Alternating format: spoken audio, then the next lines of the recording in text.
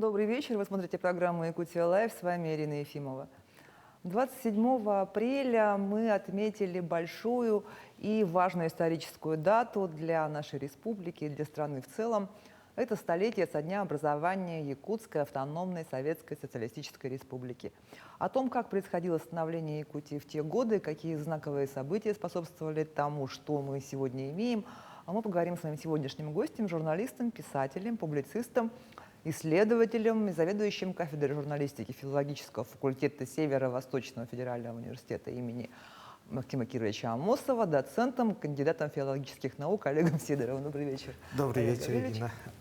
Все регалии перечислила. Да, даже мне как-то иногда очень длинно, долго, да, получается. Ну что ж, поздравляю вас с праздником. Как вчера день провели? Спасибо вас также с праздником. А вчера я был в Москве и был на очень таком знаменательном событии. В РГАСПИ, это Российский государственный архив социально-политической истории, открылась выставка документов, как раз рассказывающих о становлении автономии нашей Якутии и почти что по сегодняшнее время. Да? То есть это совместный проект РГАСПИ и нашего национального архива. И там же, значит, состоялась конференция, посвященная истории Якутии. И я там представил электронную версию книги, альбома о столетии постоянного представительства Якутии в Москве. То есть это тоже, мне кажется, очень важное событие. И, кстати, вот эта выставка, это, как мне сказал, значит, научный руководитель архива Андрей Константинович, это первый такой опыт этого архива, организация выставки, посвященной региону. И То есть она вся полностью только Якутия? только Якутия, да. И они договорились с нашим национальным архивом, Петр Васильевич Румянцев был тоже вчера в Москве, что эта выставка приедет к нам в Якутск. Ну, видимо, к осени. Так что, и, кстати, была у нас с нами Сардын Ильич Боякова, доктор исторических наук, да, известный наш историк, и Петр Васильевич, они сказали, что там есть документы, которых у нас в архиве нету. То есть с этой точки зрения эта выставка очень интересна не только для историков, ученых, но и для краеведов, для исследователей, ну и для общественности в целом Якутии. Да, потому что до сих пор же мы многого не знаем, что-то открываем для себя, да, какие-то документы находятся новые. Я вот знаю, что завтра у вас будет презентация книги, другой книги «Они основали республики». Скажите, пожалуйста, что это за книга? Эта книга, да, они основали республику, и она посвящена столетию, конечно же, да, и состоит из двух частей. Первая часть – это действующие лица, а вторая часть – ретроспектива истории Якутии по материалам журнала «Илин» за с 1991 по 2012 годы, то есть материалы, опубликованные в журнале, посвященные истории именно, да. Поэтому, я думаю, это такой интересный срез, как развивалась наша, скажем так, историческая или интеллектуальная мысль именно в 90-х годах, да, вот по материалам журнала нашего. А в первой части я упор делаю на действующих лицах. Это, естественно, значит, наш пантеон. Это и Максим Кирович, Платон Алексеевич, и Сидор Никифорович, и Аршаков, Васильев. И еще, мне кажется, очень важно, я взял такой отрезок времени 1917 по 1922 годы, поэтому там, значит, и Василий Васильевич Никифоров, Кулюмнюр, Гаврил Васильевич Ксенофонтов и Георгий Семенович Ефимов. То есть вот лица, да, которые как бы готовили почву. А Георгий Семенович непосредственно работал над подготовкой документов автономии, автономной республики и Конституционной комиссии он был. Да? Это очень важный, мне кажется, вклад Георгия Семеновича и в целом вообще якутской интеллигенции. Но я вообще хотел там, конечно, шире взять, но просто не хватило времени. Там же и Оросин, и Газ, вот целая плеяда якутской интеллигенции, десятых годов, которые подготовили почву, скажем так, для того, чтобы большевики наши, ну, они, основатели нашей автономной республики, они как раз завершили это дело, борьбу за самостоятельность, за развитие. Я так бы сказал. Ну, потому что, да, потому что в советское время же там дискурс был такой, что беднота, сами взялись, сами все тут, значит, Да. сделали, и вот о роли интеллигенции особо было и не принято говорить. И там очень интересно, вот, значит, в 1917 году состоялись выборы, учредительное собрание. И там победу одержал 42% Гаврил Васильевич Ксенофонтов. Он был избран депутатом, но и там, значит, нужно было двоих избрать, и второе место занял Панкратов, СР, и вот двое они должны были представлять нашу Якутию вот, учредительном собрании. Но Это после помним. февральской революции. Да, да. Ага. Ну, к сожалению, мы помним это все из истории. 18-й год и, значит, распуск учредительного собрания. И еще вот я там смотрю, вот как менялось название нашей страны. Вот февральская революция, до февральской революции это, естественно, Российская империя, потом как республика, но официально Российская республика, вот это наименование, они получили только в сентябре, когда, значит, правительство Керенского издало декрет, да. А потом, естественно, ноябрь, ну, октябрь, ноябрь, так сказать, революция, переворот, как по-разному значит, называют, да. И до фактически лета 18 года, до принятия Конституции РСФСР, наша страна называлась по-разному. Российская Советская Республика, Советская Россия, ну и так далее. Там несколько наименований. Но еще практически в один день, то есть когда учредительное собрание, сразу они в январе, вот она состоялась же, да, первое заседание, они приняли такое постановление, что Россия будет называться Российская Федеративная Демократическая Республика. Ой, если я не, честно, я говорю, но примерно вот такое название. И вот этим названием наша страна фактически один день, да, потому что на завтра уже распустили, помните, матрос, железняк, Ворвался. да, караул устал. Вот. И, в общем, это очень интересно, захватывающая история, вот даже вот как менялась. И еще там очень интересно, вот как герб нашей республики, да, вот в Конституции 1926 года описание герба очень интересно, я в этом книге немножко говорю, но там, значит, описывается герб, в котором и северное сияние и так далее. Но я не нашел вот рисунок сам герба. Да? То есть есть описание, а изображения нет? Нету, да. Ага. Но потом уже в конце 20-х, 30-х годах, естественно, значит, единая форма герба, значит, РСФСР и автономных республик. Да, там, Ну, по образу и подобию, да, уже как вот с этим говорится. серпом и молотом и вот этими колосьями, Вот да? это известный герб, да. Вот. А потом у меня там в книге есть очень интересное такое живописное, вообще очень изображение якутского герба Михаила Михайловича Носова. Ага, это художник наш, да, известный. И он в 30-х годах, вот то, что мы опубликовали, он вообще сделал 3 варианта очень красочного такого, ну, типа как открытку, да, и вот, ну вот это надо увидеть уже в книге. И, естественно, этот герб опубликован в альбоме Носова, и я вот, пользуясь случаем, скажу слова благодарности Национальному художественному музею, которые вот издали этот альбом, и за то, что они вот разрешили опубликовать книги, использовать вот этот герб Носова. И мне кажется, это тоже будет для читателей, ну, посмотреть, как бы интересно. То есть это он нарисовал просто по описанию, да? Да. Нет. Он просто сделал такое очень красное в стиле такого модерна.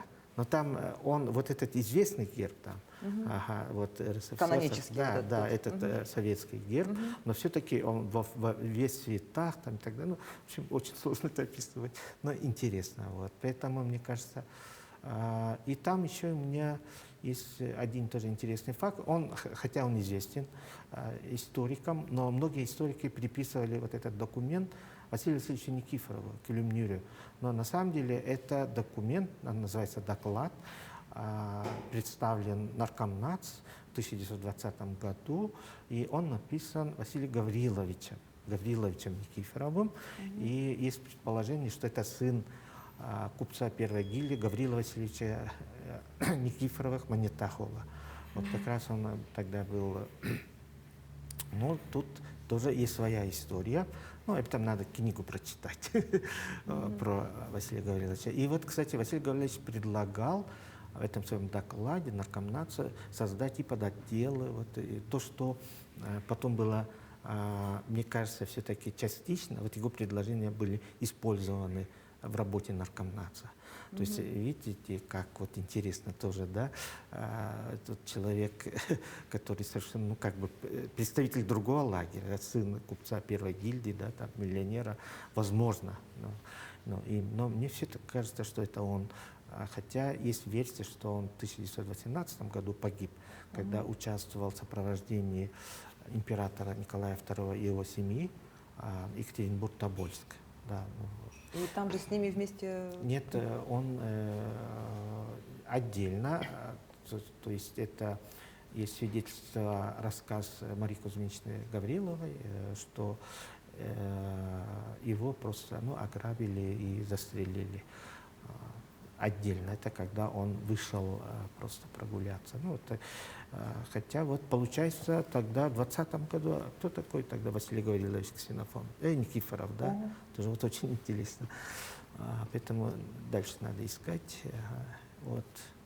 Так что есть, вот вы правильно сказали, есть иногда такие, не то что находки, а как бы по-другому посмотреть на известные документы, более пристально, да. То есть и еще вот Василий Гаврилович Никифоров участвовал в 1917 году в Петрограде на совещании Мусульманского совета. То есть тогда в Петрограде был, значит, такой общественная организация, и он там активно выступал и так далее. Очень интересно. Был, видимо, такой общественно активной позиции человека. На мусульманском совете Да. от имени Якутии. Да, там прямо якут В.Г. Никифоров. И опять же там, значит, в примечаниях пишут, что это, возможно, В.В. Никифоров. Вот так вот. То есть предстоит еще историкам разбираться в Да, этом вопросе. конечно. Да, я думаю, это будет интересно. А вот что вот это вот, если вспоминать то время, да, вот эту историю о том, что вопрос автономии рассматривали сначала на уровне Сибири и могли, в принципе, его решить, да, на этом уровне, а они отправили в Москву. Вот. Они да. были против, или они просто не взяли на себя такую ответственность? Или почему? Вот как вам, как историку, кажется? Мне кажется, они были против. Они хотели, помните, вот это решение-то и было, что Якутию сделать районом Сибири, да, то есть вот Иркутской губернии. Вот это стремление как бы переподчинить Якутию, это было. И они там, конечно, разные предлагали варианты там, и так далее, но тут они как бы столкнулись как раз с очень твердой позицией Оюнского, Амосова, Барахова, и они отстояли. Да, вот. Причем они же могли тоже согласиться с этим решением и дальше не ходить и не добиваться, да, вот Да, по сути. Но у них была основа, вот то, что делали вот интеллигенция, да, вот Василий Васильевич Никифоров. И, кстати, Василий Васильевич Никифоров в одном из своих статей пишет, что якутяне хотели самостоятельности, начиная с эпохи Екатерины Великой. Он приводит пример Цесаря Наржакова, как он ездил со своим наказом и так далее. Поэтому вот для группы молодых большевиков была опора. То есть почему они потом привлекли и Никифорова, и Ксенофонтова, и других представителей интеллигенции к сотрудничеству, да, и они старались их защитить там, да, от чекистского произвола и так далее. Это, конечно же, говорит о том, что вот они понимали, что Якутия самодостаточна. И основа еще была в 1851 году, мы же стали областью со своим гражданским губернатором. Это тоже очень было важно. Важная эпоха, этап на самом деле, да, вот чисто в административном делении Российской империи. И основываясь на этом, мы уже область.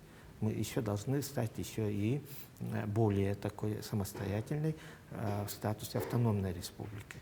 Поэтому вот наши очень жестко стояли на этой позиции, и они добились. И здесь, конечно, большую роль играл Аюнский Платон Алексеевич с его вот таким накалом, таким, да, ораторским искусством. И он был очень такой горячий, и он не боялся, там, он шел напролом. Вот его позиция, вот его талант, да, поэта, публициста, это все способствовало на первоначальном этапе. Да. Потом, конечно, Максим Амосов и Сидор Никифорович, они вот именно как более практическую плоскость, да, перевели вот то, что идею автономии, уже они, значит, реорганизовывали экономику, устройство там и так далее, да, административное. Это все, конечно, Амосов с Бараховым.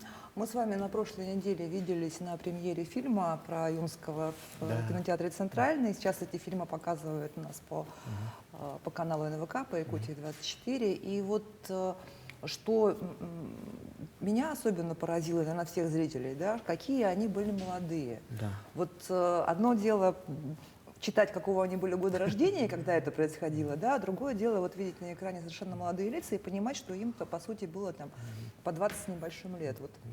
Да. Это вообще потому, что революция, в принципе, дело молодых? Или вот как это так получилось, что вот в столь молодом возрасте люди уже были настолько... Ну, в том числе, конечно, революция — дело молодых. Или Это, тогда просто люди раньше взрослели, не знаю. ну, и в том числе, то есть несколько факторов, конечно. И еще очень важно то, что вот учительская семинария здесь, да, она была таким альма-матерью вот всех вот, так сказать, наших революционеров, да, вот целую группу, когорту вот большевиков вышедших. И то, что они получили не просто знания, а возможность ну, дискутировать, размышлять о путях развития. Вот это все приводило их к тому, что надо действовать. Но тут и роль политсильных, наверное, тоже. Конечно, да, очень. это повлияли и, естественно, Ярославский, Орджоникидзе, Петровский, Охнянский, вот, Виленский. И, кстати, Платон Алексеевич очень уделял важное, ну, как бы, считал очень важным публикации Виленского. Это в журнале «Москве» и потом в газете «Известия», потом это перепечатали. Так что Владимир Дмитриевич Виленский и Сибиряков, он очень помогал. И именно вот в эти годы, вот 21-22, значит, Платон Алексеевич, ну, он как председатель Губревкома, он как раз отдавал должное именно ему. Он прямо это и в газете, и в речи своей тоже он говорит, что вот Виленский как раз об автономии Якутии. Да. Поэтому мы вот тоже... Иногда бывает же такой, как бы, вот, значит, Ленин, Сталин, там, потом Ярославский там поддерживал. А вот такие люди, как тот же Виленский, они остаются Ну, в тени, да, в как бы тени, истории, да. И тот же Калинин, да, Михаил Иванович, он же был непосредственно председателем президиума, ну, по-нашему, президентом тогда советской страны. Он же подписывал декрет. Мы не должны забывать. Там это было решение не одного человека, вот что очень важно понять.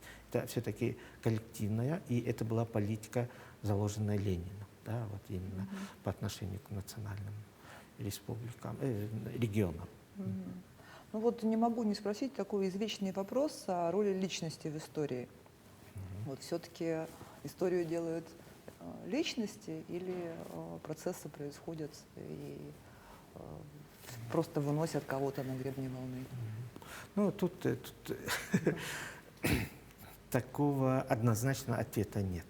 Потому что если с какой стороны рассматривать, ну, есть же такое понятие точка бифуркации, да, вот когда все доходит до какой-то, значит, степени недовольства, там, например, в данном случае, когда мы говорим о революции, да, Когда низы не да, могут, верхи не да, хотят. и вспыхивает это все, да, и тогда, конечно, выходят самые энергичные, активные, да, они возглавляют вот это.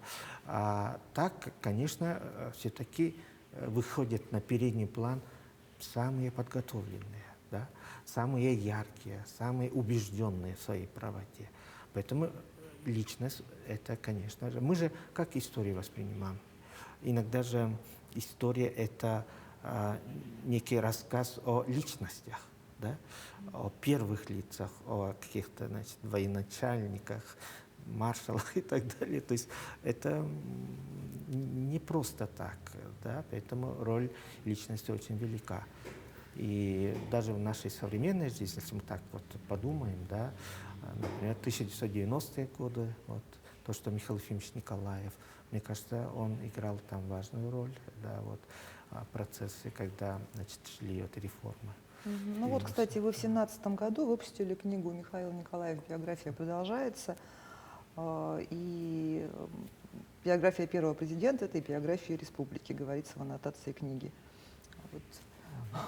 Хотели бы вы этот труд продолжить? Да, ну, в принципе, так Или, получилось. может быть, какое-то там эссе о событиях уже настоящего? Конечно, хотелось бы, да, но эта книга, конечно, она как бы писалась в преддверии там, юбилейной даты Михаила Ефимовича. И, ну, в общем-то, историки всегда говорят, что нужно время, да, отойти, чтобы более объективно смотреть на процессы исторические, общественно-политические. Да. В этом смысле через какое-то время можно вернуться к именно истории 80-х, 90-х годов в нашей стране, в республике в том числе. Это тоже было такое очень интересное время. А так, да, ну, я сейчас больше как бы вот склонен к истории той начала 20 века рассматривать, да, потому что и ну, по работе в университете на кафедре журналистики меня очень интересуют вот первые газеты, и там такой срез вот истории повседневности. Вот если откроем вот те газеты, например, «Якутские вопросы», которые издавал Василий Алексеевич Никифоров Кулюмнир, это очень интересно, там такие факты можно посмотреть, прочитать, да. А потом и недостаточно изучена газета «Якутское земство», к сожалению, потому что нет полного комплекта номеров этой газеты у нас в Якутске. Вот. Так что, в общем, это меня интересует, и я надеюсь, что все-таки вот создам какую-то работу, посвященную именно этим газетам. Тем газетам и тому времени, да, да, свидетелями которого были эти газеты. Да. И это связано с именем Василия Алексеевича Никифорова Кулюмнира, который меня очень интересует, и я давно о нем как бы пишу журналистский материал. Вот вы сказали эссе, да, то есть у меня их несколько опубликовано в средствах наших, да, массовой информации. Вот. И мне хотелось бы тоже продолжить вот, эту работу. Ну вот становление республики, годы вот гражданская война, да, в Якутии, ведь ну, для многих вообще даже сюрприз, что у нас тут гражданская война-то продолжалась до 22 года, да, и многие и российские писатели, историки обращаются к этой теме теперь, вот, то есть она же их интересует, тот же Юзефович, да? Да. Очень, да. И мне кажется, вот то, что Леонид Абрамович Юзефович написал, да, свой роман, документальный роман «Зимняя дорога», она как-то, мне кажется, изменила восприятие вот российским таким истеблишментом, там, творческой элитой, научной элитой, в оценке вот как раз Пепеляевского похода. До этого они рассматривали это, ну, какой-то такой эпизод небольшой там, да, а у нас гражданская война закончилась в 1922 году, во Владивостоке так считалось, а оказывается в Якутии продолжалась, да, так. И сейчас вот некоторые историки склонны, в общем-то, тоже как бы изменить свое мнение хотя общая тенденция все равно остается. И в этом году значит, во Владивостоке, ну, Дальней Восточной, это, знаешь, да, будут отмечать столетие окончания гражданской войны. И мне кажется, это тоже как-то на официальном уровне будет, видимо. Вот, 22-й год. Но все-таки немножко, мне кажется, вот Россия повернулась к Якутии, к этой трагической странице, конечно же, да. Но в то же время это такие герои, да, вот как показал Юзефович, и генерал Пепеляев, и красный командир Строт, он их показал как чисто вот насколько они человечные, да, были по своей, так сказать, как говорится, природе, да, и насколько они уважали друг друга, это совершенно удивительно тоже, да. И мне кажется, это очень важный роман. Почему он получил такой отклик, такие эти премии, да, самые главные литературные. Вот. И сейчас молодежь читает, значит, наши студенты филологического факультета, и там участвовали и студенты из других подразделений, значит, сняли такой небольшой документальный игровой фильм же по этому роману. Вот. Так что это все очень важно, и мне кажется, молодежь, они должны читать вот такие романы, они интересоваться историей, вот, постигать историю. Да, Вот это же прямо пример же такого прямого влияния литературы на историю вы сейчас привели. Да. И на самом деле литература очень важная как бы часть духовной культуры. И литература как раз формирует национальную идентичность. Да? Это было во всех европейских странах, во всех, значит, нашей стране, в СССР, в республиках СССР, да, в союзных бывших, и, естественно, в российских регионах. Вот литература – это вот тот именно продукт такой, да, интеллектуальный, который влияет и формирует национальную идентичность. Поэтому то, что у нас в Якутии всегда ценились Онхасуту, например, да, а потом уже писатели, вот наши народные писатели, это дорого стоит. И мне кажется, то, что вот и сегодня ну, руководство республики, даже и Гавриил Иосифович в свое время, а потом Михаил Ефимович, ну и сегодня Арсений Сергеевич, насколько они понимают, поддерживают вот литераторов, писателей. Они понимают это, мне кажется, это великолепно.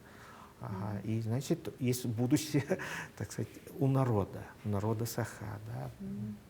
Мне кажется, очень, у нас сильная литература. И когда я общаюсь в Москве и в других регионах с литературоведами, да, они говорят, о, у вас целая плеяда романистов. Роман, вот это показатель уровня литературы, да, на языках народов. И у нас роман, так сказать, выходит друг за другом, как говорится, и очень эпохальные романы. Да. То Елена Корсунах, то, что она, или вот Павел Аюко, да, это, мне кажется, ну, Николай Алексеевич, он уже классик, так сказать, российского масштаба. Поэтому, ну, есть очень много у нас хороших писателей. Но есть ведь и такое мнение, что золотой век литературы, вообще, ну, русской литературы, и за ней якутской литературы, он типа уже прошел, сейчас уже какое-то другое время уже. Ну, естественно, какой-то, значит, есть... То есть литература становится уже не массовой, а уделом, так сказать, ну вот интеллектуалов, элиты, как вы говорите. Ага. Это есть, и это совершенно закономерно. То есть эти падения интереса, потом возвращение. Это, ну, например, вот очень много говорят о том, что бумажная пресса, да, погибает. С одной стороны, это так, если смотреть вот на нашу реальность вот России, Якутии. Но в целом мире все-таки где-то возвращается интерес именно к бумажной прессе, возвращая интерес к бумажной литературе. И у нас вообще сейчас столько много выходит книг, и идет фрагментация интереса. Да? И вот вы зайдите в любой магазин. Значит, вот сейчас магазины открываются, да, книжные. Например, вот в Доме печати у нас небольшой там киоск, и тут заходишь, и столько вот предложений разной литературы. Это говорит о чем? Ну да, вот как бы падает интерес, падает чтение, но с другой стороны Якутия сами читающий регион, а с другой стороны вот кто-то их покупает, раз они выходят на якутском языке, на русском местных авторов, ну естественно и российских, и переводные, зарубежных. Поэтому я не думаю, что уходит интерес, он просто, возможно, вот дефрагментация общества, интереса общества. И как говорится, вот точечно, да, идет интерес там молодежной там аудитории, там более старшего поколения, да, каким-то вот романам там. Так что я не думаю, что человечество откажется от литературы художественной никогда, мне кажется. Это временное явление. Временное явление, Конечно, думаете? конечно. И то, что вот сейчас всплеск интереса к кино у нас в Якутии, да, вот смотрите, лучшие фильмы основаны на хорошей литературе и на хороших сценариях, да. Это все-таки слово. Сначала было слово все-таки, да? Конечно. То есть вы, как кандидат филологических наук, не можете не утверждать примат слова над... Ну, естественно, это, конечно, но я просто вижу это, и, то есть визуальный ряд, это визуализация, это ну, великое дело на самом деле, да, но у нас все это должно быть наравне, они должны присутствовать все возможности передачи вот, мыслей, новостей, и в том числе, все должно быть на равных условиях, и это естественно, потому что когда-то ну, пророчили гибель там, театра, когда появилось кино, ну и так далее. Телевидение, что вот кино, да, не будет такого. Но что мы совершенно...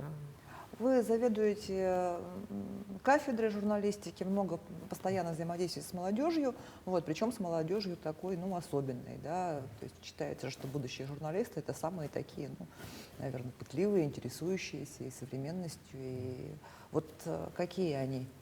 Они очень разные и очень интересные. Мне с ними интересно работать, потому что они иногда, вот такое ощущение, что они как губка впитывают все, что, а иногда наоборот, они как-то закрываются и не воспринимают какие-то вещи, да, то, что ты преподаватель говорит.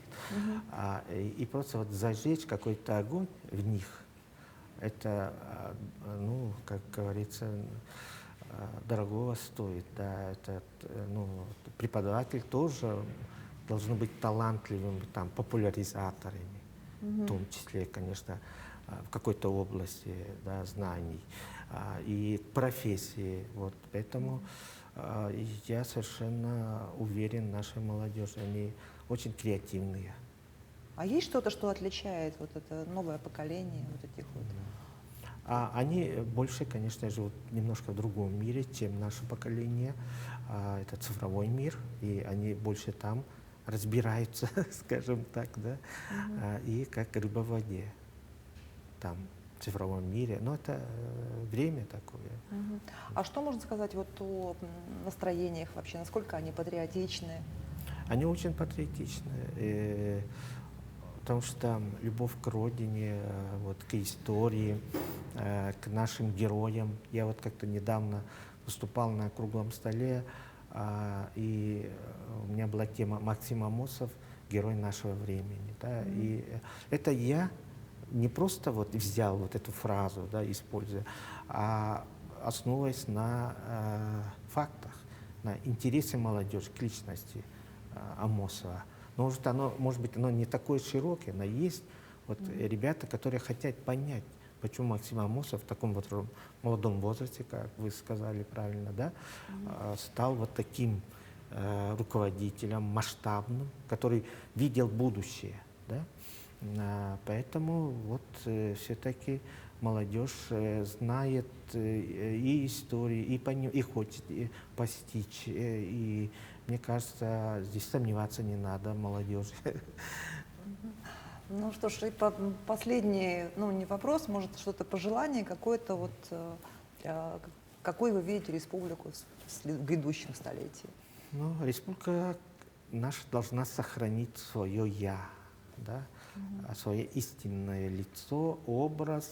Это то, что у нас заложено, да, вот все истории Якутии, народа Саха, как основного народа, живущего здесь вместе с народами Севера, Эвены, Эвенки, Юкагиры, Чукчи, Долган. Это же совершенно вот такой интересный пласт, да, именно национальной культуры, фольклора и так далее. Поэтому это мы должны сохранить. Языки, культуры и развиваться, не отставать от мира, от тенденций, которые есть, происходят в мире, в технологиях, там, вот как мы сейчас, цифровизация и так далее. То есть, сохраняя традиции, Да, идти в да, будущее. да, Что ж, спасибо вам большое за интересную беседу. Время, Вам спасибо. время подошло к концу. Это была программа «Якутия Лайф». Меня зовут Ирина Ефимова. Смотрите нас по будням в 19:15. Расскажем, чем живет Якутия.